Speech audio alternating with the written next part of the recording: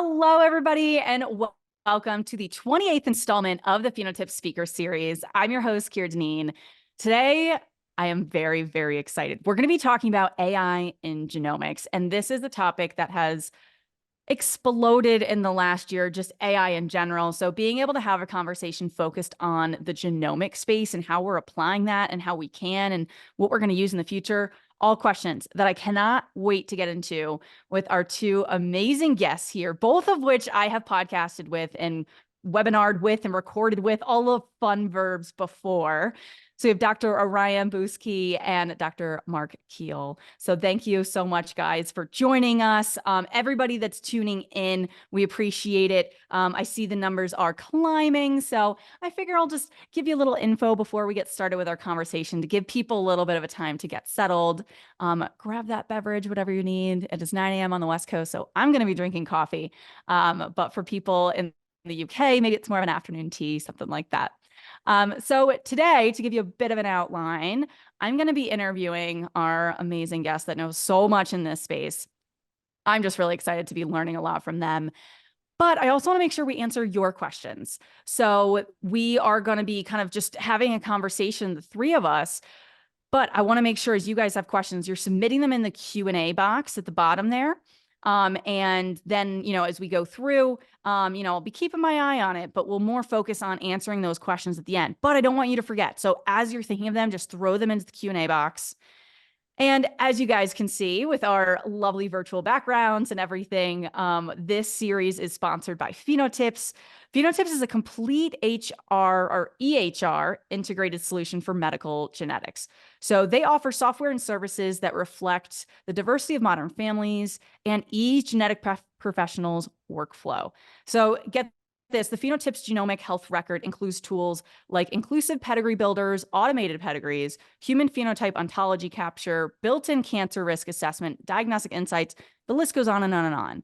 And I think a lot of us that are tuning in today, if you're watching this later or watching this live, we've all experienced the issues with electronic health records not being built for genetics. Genetics is, we're in a little specialty, but we impact so much of someone's healthcare. So that is something that PhenoTips really focused on and providing and filling in those gaps really to provide a unified and seamless genetic workflow. So a little bit about me before we get into the important people today. My name is Kira Deneen. My pronouns are she, her. I'm the host for the webinar. I'm also the host of DNA Today.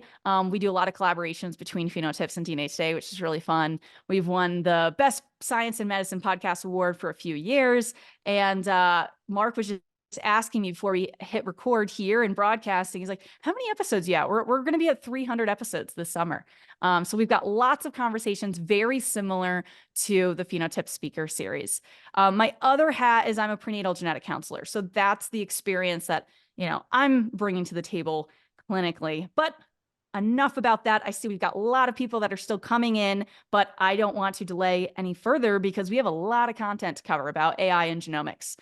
So I would love to have each of you introduce, not each other. That would be interesting. Really put you on the spot.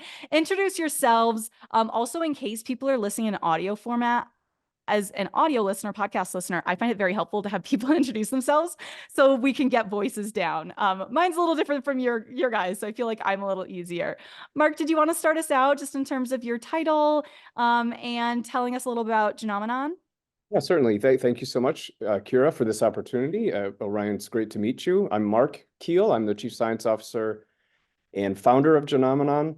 I am an MD and a PhD with a focus on molecular genetic pathology by training, and I supervise the strategic direction of Genomenon, where we are organizing the world's genomic evidence to make that information actionable in the service of better diagnosing patients with rare disease and cancer, and helping bring new drugs to market that are precision therapeutics. Yeah, can you tell why we invited him on this episode? What a perfect setup. Okay, Orion, give us your spiel. What is your role at PhenoTips? Sure, thanks for having me, Kira. My name is Orion Buske. I'm the CTO at PhenoTips. I got started with PhenoTips about a decade ago, back on the research side. My background's in computer science and engineering, so I did my PhD and postdoc work here in Toronto at the University of Toronto.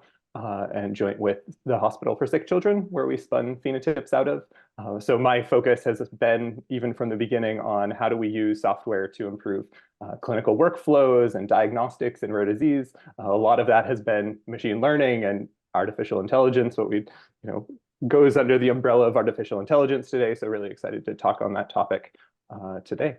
Yeah. Yes, definitely. You're an OG with PhenoTips, so very cool to have you joining us.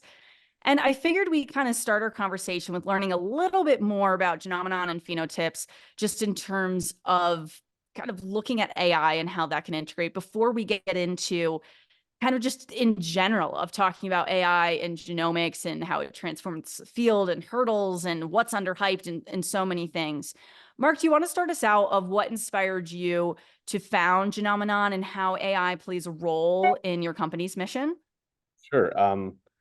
If I were honest, I'd say naivety, because I do so little. Honesty, I love it. I do so little about what it would take to build a company, let alone in the genomics and AI space, delivering value to critical, appropriately critical customers in the diagnostic space and drug development. It actually means born out of need, the name Genomenon. And I was struggling with the idea that I was spending most of my time going out to try to find this information. So the inspiration was really, when I'm doing these searches, I'm doing the same basic thing every time. Shouldn't a computer do that kind of work? And again, naively, I thought, yeah, it should. But I didn't realize that the state of the art was not sufficient to make that happen. And so Genomenon had to build that from scratch. And so we've cultivated an expertise in genetic information and how to recognize that information in the various places where it needs to be found, and aggregating and organizing that information. So I'll end, we'll talk more about this, but I'll end by saying that AI is central to what we do, a specific flavor of AI, which is named entity recognition, finding these pieces. And there's deeper aspects that connect them together. But we always culminate our work with a human element, either in review of that index data, or our mission as a company is to curate the entire genome built on the index data that our AI algorithms have produced. So I feel like that's a unique juxtaposition of the benefits of speed and scale of the computational, and accuracy and specificity from the human touch. And I hope that that's something that we don't lose in genetics and genomics, in terms of let's use AI as a tool to help us be more efficient, kind of get through a lot of the legwork that in our field we've had to spend a lot of time doing, and it's a time suck. Whereas we can fast forward some of that and make it more efficient, then we can still integrate, okay, we need that human expert eye on it to be processing information. So that's how I view it and use it in terms of my own world.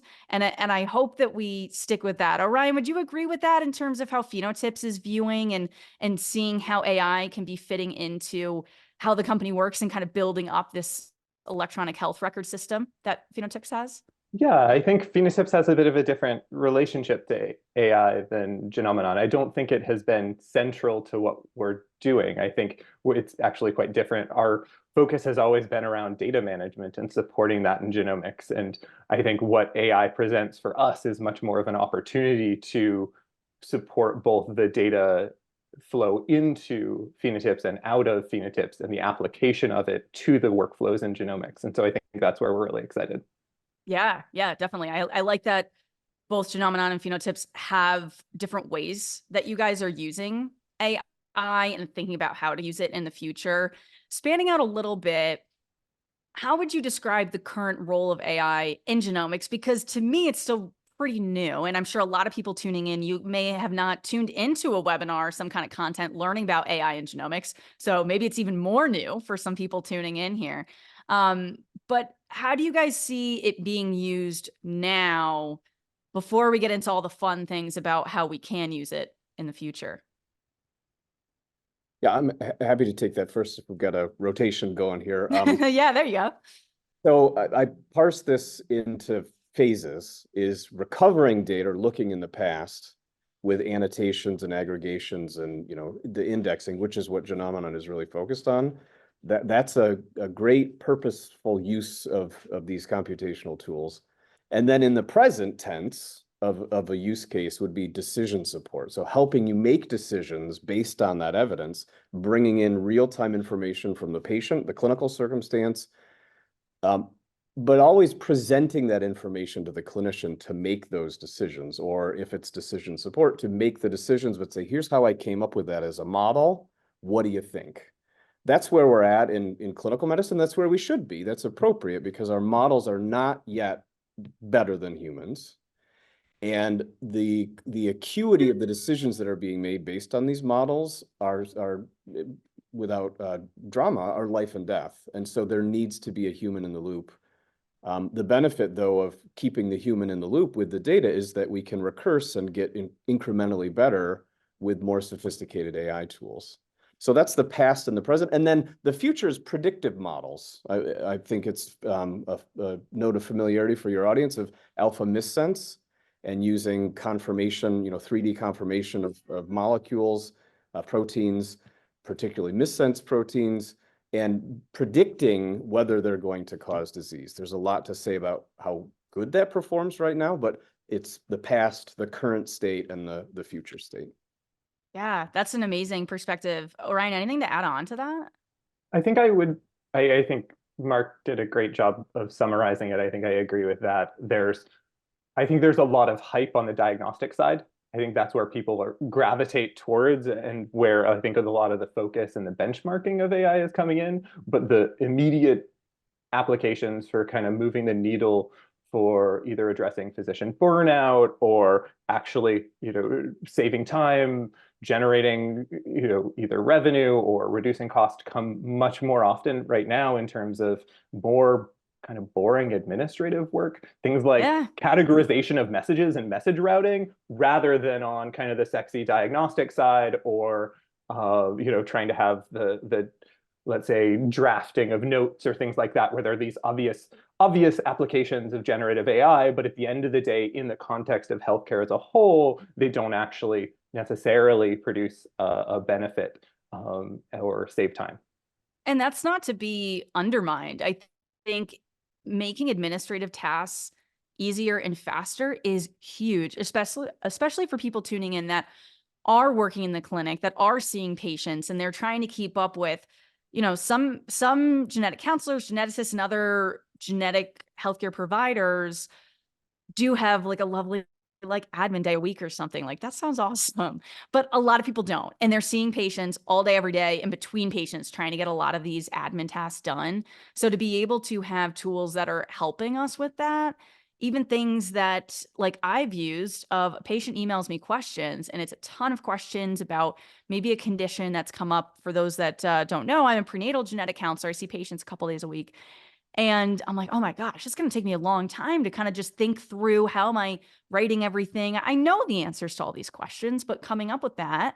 And I recently was like, well, let me just copy the questions, no HIPAA related information, into ChatGPT, see what it comes up with, use that as my draft, and edit it. And I can go through and be like, okay, that's kind of misleading. Like, that's not true, because I know the information. But time-wise, it was so much faster to do that rather than sit there and say, let me answer these 15 questions off the top of my head and be doing all of that. So I think the admin task of that, just being one example, is really powerful, especially for people being in the clinic, but even people not in the clinic.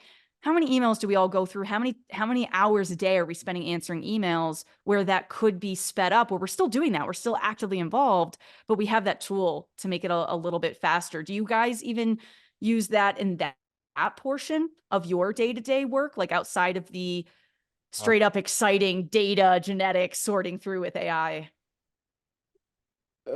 I'll go first. Top of mind is I use it for creative endeavors. Yes, that too. And I'm very, so, I don't do very much creative writing, but when I have some prose to put together for some purpose, I use that at will. In more recent times, as I've submitted scientific papers, I've been surprised by a dropdown that says, you haven't used AI for this, have you? It's like a check. And Kira, makes me think about it being a tool. We don't know yet what to do with it or where to place it, and that's true in education, but it's also true in science. It can't be over relied on. That's a concern, and there's some famous cases where scientific papers were almost written whole cloth by an AI. So there's an appropriate concern and consideration for how to use these.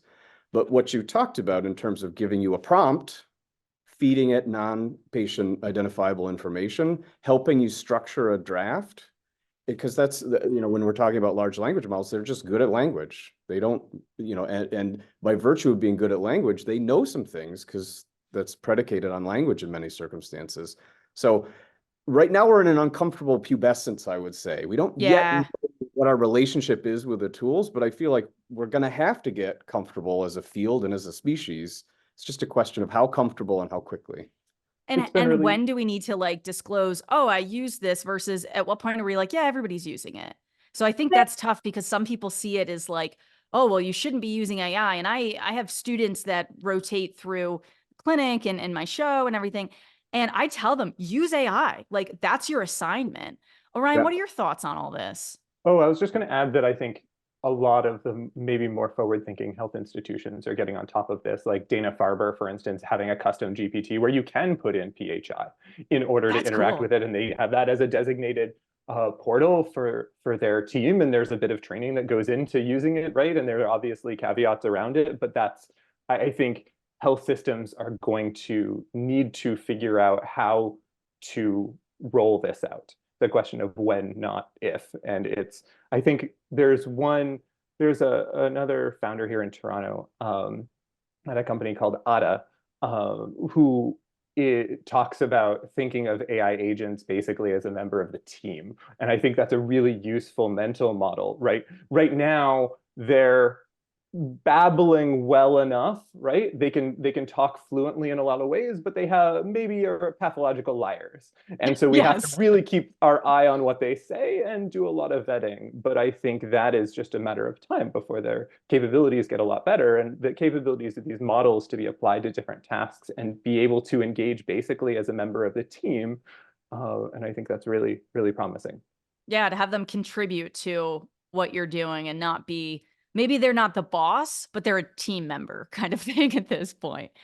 So, I mean, we've talked about a little bit of these hurdles, but are there other ones that you guys think of in terms of really adopting AI in genomics and having it be so much more a part of it, of what do we need to get through? I'll use Mark's kind of example of saying, we're going through puberty almost with AI. So what are the growing pains that we need to get through to kind of be at a point where it is more acceptable? It also works a little bit better. Like, what are things that you guys think of?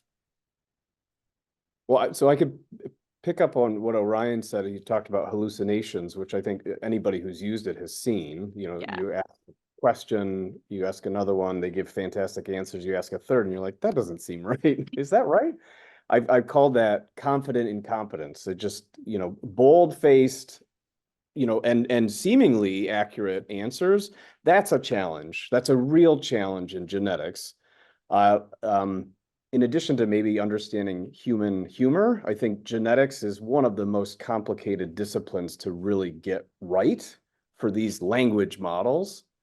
And so in answer to your question, I think the fact that they're really good at understanding language suggests that we should be considering data as a language in that context. And I like what you said, Orion. I learned this in some of my trialing.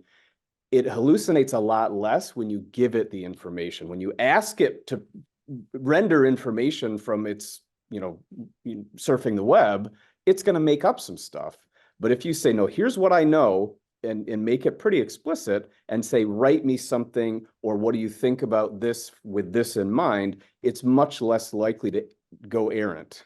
Yeah, retrieval augmented generation sort of systems are really leveling up, I would say, the ability for the AI to limit the amount of hallucinations. And the last growing pain, I would say, in that context, it's called prompt engineering, and we have to get good. The practitioner, the user, has to get good at understanding what these models are good at and what they're bad at, and how to coach them through it. It's a curious kind of subjectivity where it's not like you read the manual and do exactly these things, because you get different answers if you ask the same question in a slightly different way. There's a growing pain there, getting that right, given the nature of the needs to be accurate in diagnostic medicine. I completely agree. I think there's a huge amount of the mental model that we all collectively have to build about what is this new type of system and how does it behave. It's like, I mean, what a simple analogy is like when we all switched from T9 typing of words onto more modern autocorrect. And it's like the sort of errors that you run into is a totally different profile. And so rather than just having the wrong letter, you have an entirely different word. And we had to adjust our understanding of what's going on in order to accommodate that, right? And that was a relatively simple one. It still generates lots of funny things that we share, but rather than now where we're dealing with these AI systems and it's about exactly kind of learning to work through their confidence and continue to be skeptical of those answers and ask it to provide that justification and do the diligence to not just accept everything at face value, but understand that there's a huge amount of value in what is being provided.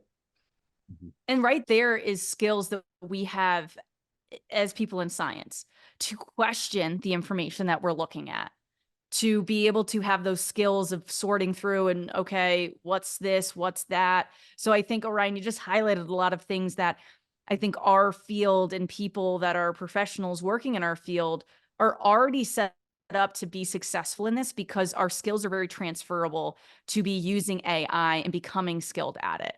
I think when, Mark, you were more talking about figuring out how to write good prompts, like just like so many things in life, I think it's just trial and error. Like I used to, just write something simple like, hey, can you write me a draft email about something, like one sentence? Now I'm like, okay, here's the whole email thread, write me a draft. And also, this is a little bit more information about the person I'm emailing. Here's their bio or something. So you can tailor the message more to them. So good data in, good data out. And I think that's just a thing that you guys have experienced just, with your own careers and everything you've been involved in. But I think for me, this is the first time that I am dealing with putting some kind of data in and getting some kind of data out because I'm someone that talks with, I get paid to talk in all of my different jobs, right? I'm paid to talk and process things with people, but you guys are kind of like, you're deep into all this. I like the Ryan, you contrasted our different approaches to AI. I don't want to misspeak about what you said, but it sounds like largely you're leveraging AI to understand what people are putting into your system, which has a structure, and you control how that information gets gathered. We have a challenge of first, we have to clean up the mess of decades of human, authorship. Even before HGVS nomenclature was standardized, we still have to find that information. So there's a great challenge there. So we've spent a long time taking out the trash, cleaning things up. And is that really what they meant? I bet they meant this. And, check that against what was corroborated within that paper or within other papers. But I think the PhenoTips work that Orion was describing is entering into a new phase of data stewardship and understanding that there's real potential value in harnessing all this information that's coming in by being foresighted about what it's going to be used for. And so we're, in that sense, we're delayed because we had more work to do to clean up the mess of history. I think what Genomenon is doing is fantastic. And one of the main places where I think there's this huge opportunity for AI is reducing the feedback cycle from knowledge discovery to that knowledge being disseminated, made available, and applied. And I think that's what you're doing. If I understand, am communicating that correctly in terms of the incorporation of literature, in terms of the incorporation of curation into a knowledge base, and the application and distribution of those annotations and knowledge out to everyone. Is that fair, Mark? It is. And okay. The other thing that came to my mind while you both were talking about PhenoTips was my experience I took those little cellophane circles and squares, and I would make out my pedigree in pencil and upload it. We can do way better than that. We have to do way better. And codifying that information, putting in the right spot to make sure that you can use it for pattern recognition and downstream activities, and and also seeing how people use that information. There's a great deal of value in those kind of ergonomic sets of understanding how people are interacting with the data. So you can, as you said, get better at getting better. Yeah, and I think in the past, PhenoTips has relied hugely on the users to do the work of structuring.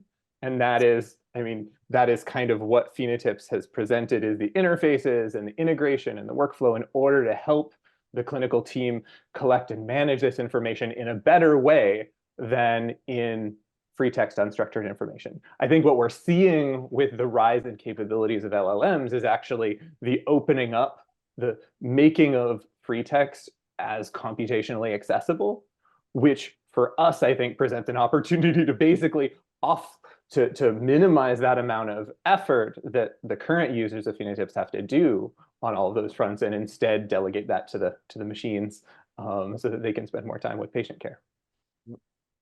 And with all this, do you guys have ethical considerations, concerns as we start using all this AI? I know in passing we've kind of mentioned, well, don't put HIPAA information in unless it's a closed system where it's just your company or hospital or setting that is using it, and you are allowed to do that. Like Orion, you mentioned Dana-Farber kind of has that set up, which is really cool. I'm gonna have to look into that.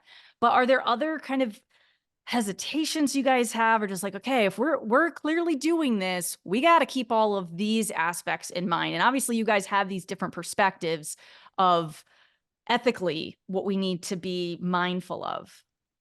I think I'll just maybe quickly start by saying I think Mark touched on this perfectly earlier in the philosophy of at the current time with where these models and the capabilities of these systems are at, everything needs to be reviewed by a human. It's not appropriate for the risk is too high, and the impact of it in certain areas. And so I think the most exciting and promising immediate applications today where I've seen are situations where the negative impact of a wrong application is minimized, right? Such as with message routing, and where you have a really big benefit in this case, saying like, you know, messages from patients to doctors, classifying them using an LLM in terms of whether this actually needs to go to the doctor, or whether it can be pre-routed to an admin and not even make it to the doctor's inbox, for instance, where that in that case, if it's miscategorized, the admin can just boot it over, right? Like the actual risk of an error from the system is low, but the benefit to the healthcare system is incredibly high. Yeah, I like I'll that. hand it over to you. Yeah. Echo that sentiment. It's context dependent, and the types of errors that are tolerated in answering a specific question have to be considered when you pass this information through a model. An example would be the ClinVar database, which is a collection of clinically identified variants. There's certain circumstances in which a call of likely pathogenic is appropriate, but if you're doing a screen, and action will be taken against the results of that screen, you have to be careful about, are they really likely pathogenic for the disease that you're trying to intervene with the screen for? And so the human in the loop, the context recognition of what you're even trying to do, those are going to be paramount. Some other, I mean, I'm an ethical person, but I'm no ethicist, but some of the things that I've thought about, in addition to the data privacy, which is hugely important, because especially when it's genetic data, right? And the use or the misuse of that information, those are high in everybody's mind. Others are over reliant on this information, and whether not about making these errors, but Orion, you talked about spending more time with patients, right? And I was talking earlier in the waiting room about being nice to Alexa so that you don't have a deprecation or a decay of your own personality. Is you want to make sure that you're not over reliant on these tools and losing the nuance and the detail and the sophistication to make those interpretations in different contexts. And another one that I don't think is immediate for genetics or maybe even for the field of medicine, but AI is coming. It's here, but it's coming on further, and in multiple disciplines. And I think it's a different consideration, different calculus now for the sense of technology taking over jobs from individuals.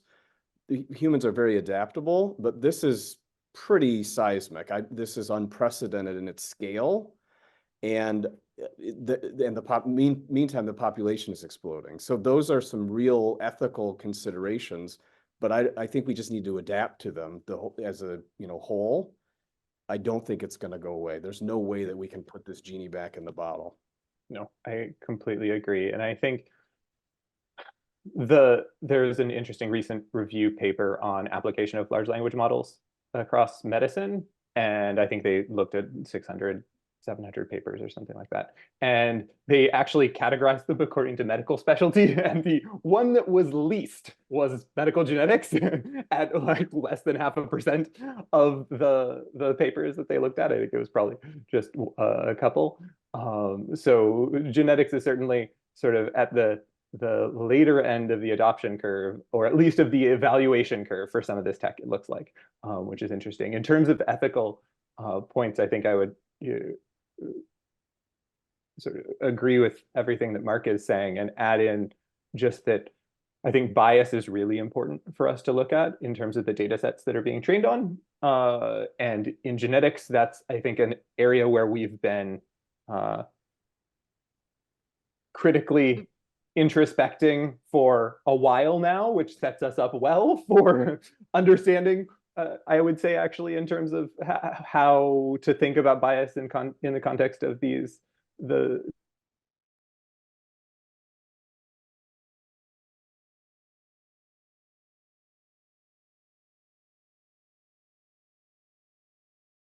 new technology. And beyond that, I think the only other considerations I'd add is one, I guess, in terms of liability, as we start rolling these out in actual healthcare context, it's going to be really important to figure out who is responsible if they behave incorrectly. And then I guess just in terms of, to harp a little bit more on the data and privacy side of things, like as you get into, everyone should know that if you're pasting something into or interacting with ChatGPT, that data is then available for training and improving the model. And you should know that all large language models can at least generally be poked in different ways to get them to spew out their training data verbatim. So just be aware. And I think that's going to be a really important thing for healthcare to contend with, which is where these things like private GPTs and private infrastructure is going to be really important. Yeah, I think we're going to see a lot more institutions be using these private AIs. And I was at a conference, a podcasting conference, and just, you go through at conferences, you talk with people at the booths. And even like a company that basically was like, we will go through all the content on your website and create an AI that your consumers can chat with and ask you questions, and it will direct them different places. And I'm like, wow, like, I don't know if I'm ready for that. Like, I think with a lot of this, I'm like, all right, this is cool. Let's use it, and certain things I'm like, well, what if it says something like that I don't agree with? That's like, to me, not PC, or something where I'm like, oh my gosh, I cannot have that coming from my voice, my face, my company. Or in the case of, I think what actually happened, or what really happened, which was the customers convincing the model to give them a deal that was not authorized, and that holding up in court. That's insane. I mean, it's just like, these are real issues that it's like, we're only gonna see and experience them once they're happening. And then it's like, we got to learn from those mistakes and others' mistakes. But one thing I wanted to circle back to, Mark, you mentioned like variant curation and interpretation with all that. There's definitely, if I'm thinking of it, other people are that are watching live or watching this later. How can we use AI to be helping us with this process? Because let's say we're ordering a whole genome and we're like, okay, the indication is, developmental delay, intellectual disability, seizures, things that are very generic. How can we have AI help us prioritize the variants we should be looking at first, so that we could start there and maybe we're more likely to find the culprit, I guess, the causative variant, and get that diagnosis faster to that, let's say in this situation, like in a pediatric realm. And I'm sure, Orion, you have comments too, but want to start with Mark, just in terms of your thoughts of either how you guys are already doing this or how you're kind of thinking about integrating this with Genomenon. So I'll give you a bit of a framework for how to parse or think about that problem.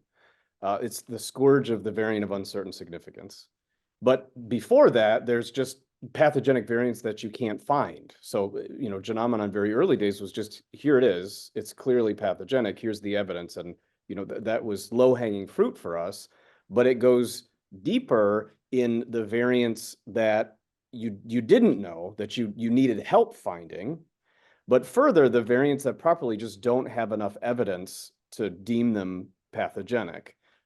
We can still help find those, and in the context of a clinical case, there may be sufficient circumstantial evidence with the patient and evidence from the literature to go together in that clinical circumstance to make that pathogenic. But beyond that, there's the variants in genes where there's not a known significance.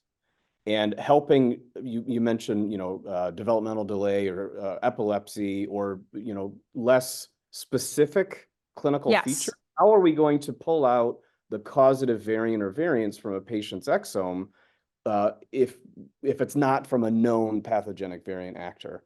And I would say in all that is you have to first gather the evidence, and then you have to leverage that evidence to recognize the patterns and then present that information to the human to make an informed, I hesitate to say an educated, but an informed decision. It's not an educated guess. It's not an educated guess. It's an informed decision based on the evidence.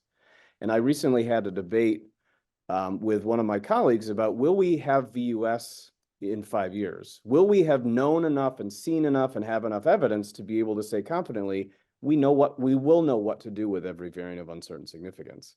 And I drew the straw of arguing in favor of they will go away.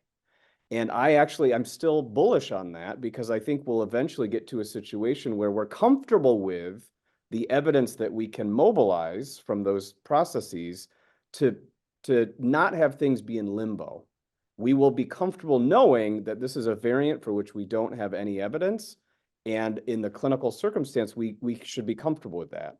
And so it'll no longer be a variant of uncertain significance. It'll be a variant that we saw, but that we can't attribute to disease, and we just don't need to act on it. And that is interesting. Yeah. It all comes down to a burden of evidence and a risk tolerance. Yeah. Yeah. Orion, what are your thoughts on all that? Do you think VUSs will not exist in the near future? Because I think we will be those old people being like, back in my day, we had these things called VUSs. And the young genetics people are going to be like, okay, yep, I know. I read the history books. If you're talking about at the debate at the Genomenon reception, I was there in the audience. Oh, you were there. Well, oh my gosh. It was great. It was a great time. I think if I recall, a lot of the question just ends up hinging on the timeline, right? It's a question of when, potentially more than if, and maybe a little bit of pedantics about whether or not it's if, but I think I generally agree. I think some of the interesting developments that are happening in the space that will maybe add further support to that are things like deep genomics and having basically foundation models where you have, like, rather than learning on human text as your corpus, you're learning on DNA and RNA, right? And now you have these sophisticated models that are able to understand that and speak that language in a much more capable way than anything we've seen before. And therefore, that applies to both predicting the impact of mutations or variants that we haven't seen before or don't understand, as well as to basically applying it for either drug design or sort of genomic modifications. Yeah, there's a lot there. Here, if you don't mind, Orion, if you were there, one of the questions that I posed, I don't have a satisfactory answer, maybe you can both weigh in, is will we be doing variant curation in the same way? Or will there be some kind of fundamental change in the way that we approach understanding whether a variant causes disease in 5 or 10 years that is hard to foresee, at the present state? Predictive models being an example, will they ever get good enough within a risk-tolerant framework to be able to say, this is going to cause disease and we need to either follow the patient because of this finding or act on it because we have this level of confidence based on the evidence that precedes us and the accuracy of the predictive model? I guess my hot take would be that I think a lot of the typical variant curation work and broadly a lot of the current genetics discipline as a separate department will follow the boundary of the boundary between established knowledge and the unknown, and that boundary recedes as we've built up our knowledge base, and that we're seeing that happen already. And that a lot of that has to do with our ability to know and understand the relationship between phenotype and genotype. And I think there have been immense efforts over the last decades to build up enough knowledge bases, develop the terminologies to support handling that information in computable ways, develop our algorithms to improve our diagnostics, and with the goal of being able to infer backwards, right? Being able to go from genotype to understanding and predicting, exactly as Mark was saying, in terms of the future, predicting what that impact that has on phenotype. And the better we can do that, and we are getting better at that, the sooner we'll do sequencing, and the more reliably we know what the impact of the sequencing results are without having to do phenotyping first, right? Yeah, it's not, I think in our field, the origins of it was phenotype and then figure out the genotype. I think we're going to see, as Orion's highlighting, it's going to flip, especially for me coming from the prenatal perspective. I think we're going to see not a lot more people doing amnios to be able to have that sample to then do sequencing, but being able to sort through a lot more genetic information during pregnancy, and however we're able to do that in the future, if that's through blood work with cell-free DNA, or if we do need that amnio sample. But being able to say, instead of me saying, well, it's such a variety, like it could be this, could be that, we may be able to have more information. You're still going to have, one genotype have different phenotypes. But I think if we can have more information of, okay, well, we have this microdeletion and it's not really been seen that much, we're not going to have those issues as much in the future, because we're building up these databases and then using AI to filter through that information fast, especially times where the time is of the essence, I think, especially prenatal and pediatrics too. So I think there's just so much there. I still have so many questions, but I think I've had my time to ask questions. We have so many in the Q&A. Usually as we go through, I like remind people, I'm like, throw your questions in QA. It's just been popping off. So I want to try to get through as many as we can in the next 15-ish minutes. I won't say people's names because I don't know if people want to stay anonymous or not. So the first question, again, these are all live questions coming in. If you have more, throw them in there. I hope we can get to them. The first question is, how will the impending FDA final ruling on AI regulation impact the integration of AI into genomic lab workflows, particularly in terms of compliance, data security, and validation processes? And what specific challenges can dry labs focused on bioinformatics and interpretation expect to face? So I know that's kind of a little long as I'm, saying it to you guys verbally. So the FDA final ruling on AI regulation, how do we see, depending how that goes, impacting genomics and what we're able to do? And I don't know, like, I've only heard of this, so I don't even know that much about this, to be honest. I was going to cede to you, Orion, if you want to take that first. And I was going to hand to you because I feel like we're so much more on the clinical side. I was curious if you have perspectives from supporting the labs on the curation front. And Orion lives in Canada too, so I feel like we got to give you a little something there. Well, I would say regulatory bodies are notoriously behind the technology. And so I feel like there have been several situations in which impending rulings pose daunting concerns for slowing down progress and reliability of producing this information. And I think this is, I wouldn't say no different, it's very similar. It's just different in the looming potential of AI, the potential for benefit, the potential for harm. I think it's not inappropriate to slow things down and to gather the information before just making a rash decision. And I think there needs to be a proper consideration for where to vet this information and how to vet it and how to roll it into use, as opposed to just letting it go wild. So I'm not in the habit of predicting the future, so I won't speak to which way I think it's going to go, but I will say that there's great potential for benefit, but it has to be released in a controlled and evidence-driven fashion.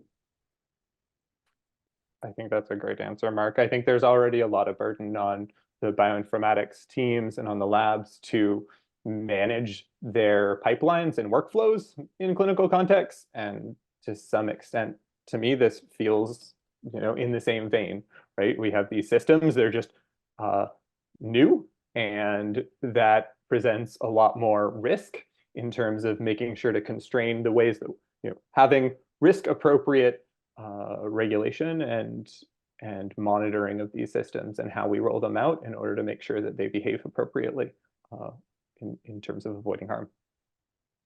I think that's fair. We have another question that I think is very important that we touched on, but I would like to dive in a little deeper. This person asks, can you discuss genomics and AI and the concept of racial fairness? What does this mean, and how do we address this? And my initial thoughts are kind of what we talked about in terms of what is the data we have. And we already experience this in terms of when we are sending in a genetic test, like as a clinician, when I send that in, if I have someone that has recent European ancestry, I'm more likely to find variants that we understand versus someone that does not have recent European ancestry. And like, okay, well, our database is just not big enough. Like, we don't know, is this variant a VUS or, benign, pathogenic, whatever it is.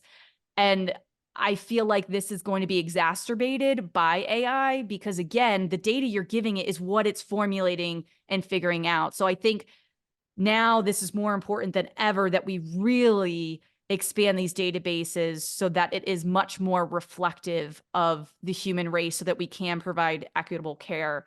Certainly something I'm passionate about, if you guys can't tell. And other thoughts on this and just kind of, how AI is going to be affecting this? A couple thoughts. I feel like that's an opportunity, and it's an opportunity for entrepreneurship, innovation, more focused and urgent scientific inquiry, and we're already starting to see some of that germinate.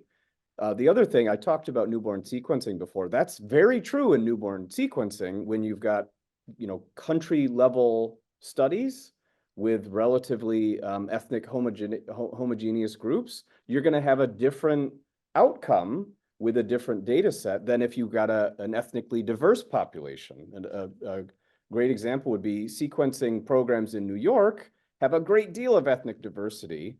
And you're going to, based on the data that are powering your algorithms and your interpretations, you're going to have some differential health outcomes because of that ethnic diversity. And so the solution is more data, more studies, and more awareness of these considerations so that you don't exaggerate those biases. And those are ongoing. But that, as I said, is the critical need. There is recognition of these as problems and then bringing to bear some solutions to solve those problems so that you don't just perpetuate those biases. I completely agree. And I think certain companies, certain, solutions or tools, depending on the application of AI, have to be, even more careful about what are the, how balanced or appropriate is the training data that they're applying, and making sure to validate that across different populations. And I guess there's a huge movement and a big effort within genomics to shift away from sort of representing sort of race and ethnicity to representing ancestry and genomic ancestry, because that's in particular what we usually are focused on in a clinical care context is kind of the most important. But in I guess a broader context for all the social determinants of health, there are a lot of things here that we as a sort of healthcare system as a whole need to take into account. And there are very exciting projects that are actively working on this goal of making our databases more diverse. I think the Pan-Genome Project out of the NIH is one that is just really great, and there's so many others like it. That's just one of, me being US brained, and the one that I think of first, but I know that's a lot of people collaborating elaborating on that. So if you're kind of interested, I would look into that for people watching. There's another question we have. There are a lot of questions. What are your thoughts on the future of AI-based tools for patients to guide them in understanding their genomes and how this will impact their current and future medical care? So I think about chatbots at first, because that's what we've been exposed to the last, I don't know, you guys probably know better than me, maybe 10-ish years, 5-ish years. But what else in terms of this? Like, for people that are watching this, that do part of their job, or maybe all of their job is direct patient care, what do they need to be mindful of in terms of, we're used to patients Googling things, finding things, and coming back to us and asking us questions about that. What else do we need to be thinking about in terms of how patients are going to start using these AI-based tools? I like that idea. To be perfectly honest, I hadn't considered that before, the use of these tools from a patient perspective. But in thinking more broadly about these large language models, I think it's a great potential educator, because it's interactive. And I think about my own children and how they're learning. They need a tutor, a teacher, a parent to tell them how they're not quite thinking about it right, and guide them through being Socratic and asking questions back and forth. And that's what the large language models are for. That's what they're really good at. And so, used appropriately, I feel like they can be great guides to patients, notwithstanding the challenges of hallucinations. So the data has to be right. And Kira, as you were saying that, I thought that's a great opportunity for a hospital system or some, collaboration to develop those tools to help educate patients to better understand genetics and risk and the meaningfulness of their data and its relationship to their healthcare. And so important, I think, for a lot of these institutions or companies to develop this, and not just people going to ChatGPT and these other Gemini, like all of these other types of, types of learning language models, because that's just kind of looking through the internet. So you're going to be pulling things that aren't accurate. Whereas if a company is developing this, they can give it accurate data. And I don't know if it was some way of, like, thinking out loud of, like, can we hook it up to PubMed and be like, you're only pulling from peer-reviewed journal articles? Like, to me, I'd be like, that's pretty awesome, because then it's not just pulling from, I think Reddit is an awesome tool, but you got to be using your brain to be like, all right, I'm filtering through, like, is this legit? Is this not? Again, great tool. There's so many times, Reddit, and that's my Google search. But I think there is that opportunity there. Orion, what do you think?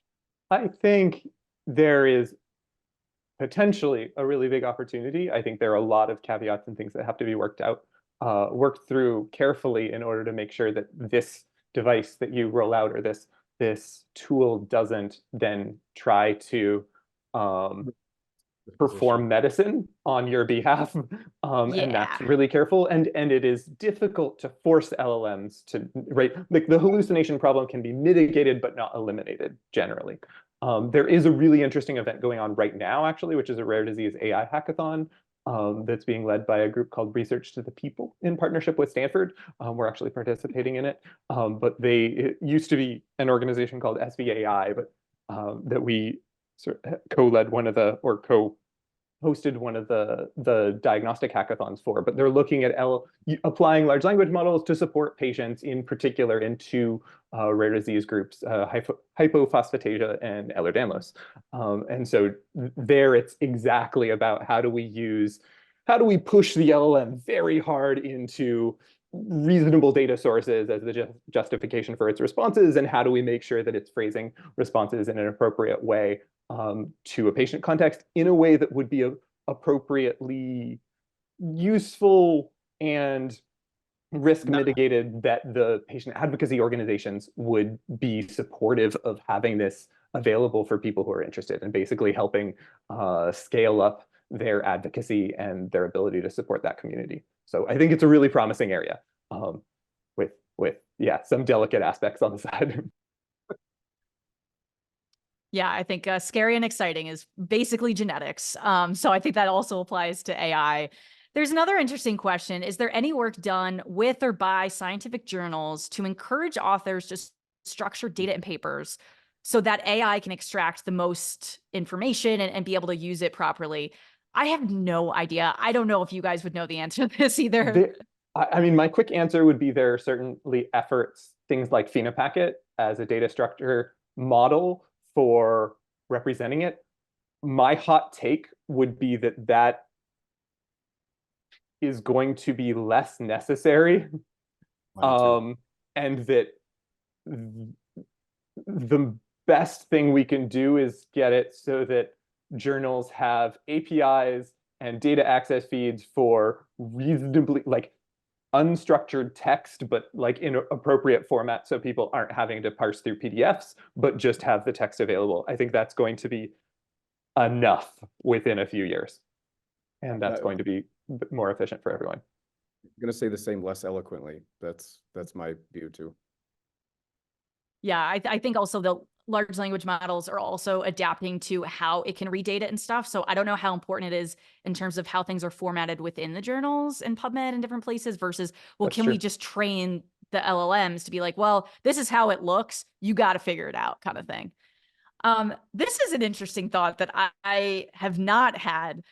What are your thoughts on using AI to create artificial human genomes to address the problem of underrepresentation in genomics? I have never thought of this before. This is very interesting. I don't know how this would work. Do you guys have any thoughts on like how that Is the could question work? about basically using AI to better generate synthetic data to balance out our training sets? That's what I'm gathering. I've read it verbatim, so that's all I've got, but that's how I'm interpreting it. But I don't know how that would work because it's like if we are only seeing a variant so many times, if we're putting that variant into an artificial genome, then we're not really seeing how that plays out in a person. We're not, I don't know. Generally skeptical of AI generated AI training data. I Yeah. think you generate a little bit of a feedback loop in the system there It's that you want to be kind of a very matrix careful feel, about. In a right? sense of, like, there might be more like lower barrier ways of, I mean, one, I think this is a problem of actually, like, we should just go and improve the representation of underrepresented groups because we don't, the problem is that we don't know what we don't know there. And if we Yeah. knew it, then we could synthesize, we could simulate that data. But I don't think the AI systems will, in genomics in particular, do a better job of simulating it than us going out and being more inclusive in our research design. This feels like a slippery slope. I'll agree with you, Orion, and say that I like the ambition of the question, but I think that is a feature of the over-reliance that I was talking about. Orion, you just said, why don't you just sequence these populations and you'll have better, more reliable empirical data to power the models that you needed to power. That's how I would wrap up my thoughts on that question. Is it's important to control the complexity of the questions that you're asking so that you're not exaggerating the challenges that are already attendant with using AI. Yeah, I think it's important to be balancing all that. And maybe the person who asked the question knows a lot more about this than we do, and so would invite them to reach out and let us know if there's something. Yeah, it is anonymous, so I can't even say, because some of these people asking questions I recognize. So hello to those people. I won't name drop you, but yeah. So I don't know. This person could be on the forefront of doing artificial human genomes. Who knows? Maybe that's a future webinar. You never know, right? But this, man, I wish we had more time because I even have so many of my own questions. This was just awesome. I think there is so much to dive into here. And I just love how much you both brought to the table in terms of just your thought processes, but also just your experience in these areas and seeing where we're going. I think it is just such an exciting area and scary, right? So I think it's all of these things. For people that are watching us live, again, thank you so much for all your questions. I wish we had time to answer all of them. You guys had some awesome questions that have really made me think about things a little differently and introduce new ideas. So I personally appreciate that. You guys are going to see a feedback link in your browser when this webinar ends in a minute.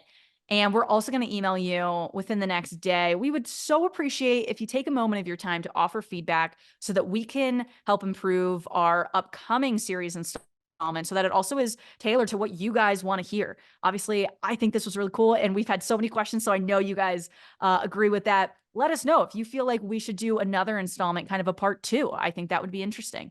The email is also going to include a link to the PhenoTips Speaker Series page where you can sign up to receive alerts on upcoming sessions. So whenever we have one, if you want to be asking your questions live, the only way to do that is attending live. You can also just go straight to phenotips.com, hit the resources tab. The speaker series is going to pop up on that drop-down menu. All of our installments are on there. So this is number 28. That's going to be on there soon. And stay tuned. I'm very excited as someone that is queer and in the community. We're going to be doing a Pride Month webinar, as we've done for many years, actually. I would love to be able to quote how many years. I would say 2 to 4. So we really appreciate that. And yeah, I just want to thank you both.